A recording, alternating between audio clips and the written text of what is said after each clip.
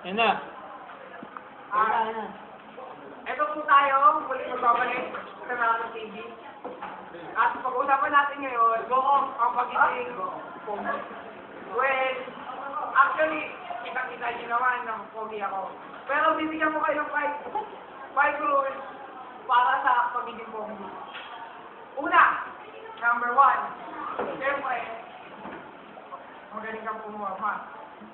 Well, like this, see that? Number 2, you need to have sense of humor. Because girls want guys to have some sense of humor. Yun na yun. Number 3, kailangan mo ng self-confidence. Parang ganito. Sunod ka! Pero, yung tipong tatawagin mo palang titiligin na. Bebe! Number 4, ganyan. Huwag kang kaganito. At number 5, siyempre, wala naman ito pwede. Sadyang ganito na lang pinalaki. Guwapo. Hindi nga matipuno. Pero,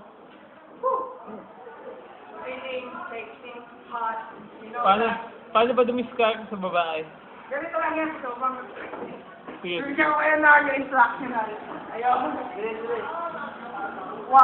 Yun na, yun na, dali. Galit kayo eh.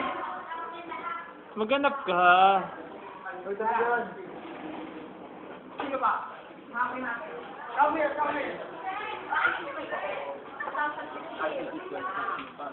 Wala.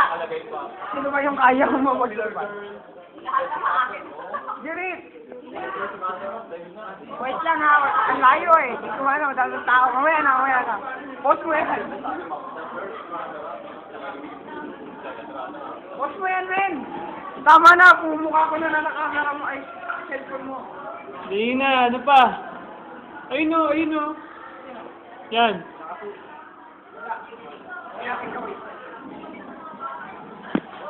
Yun na ako si Delgado.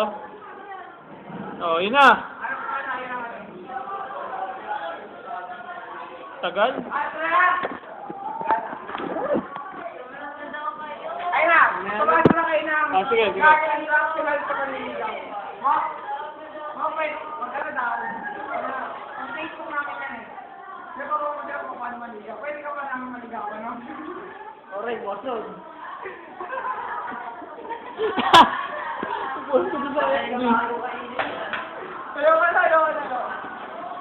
Ayoko na, men! Tama na! Paano ang posing ng pogi?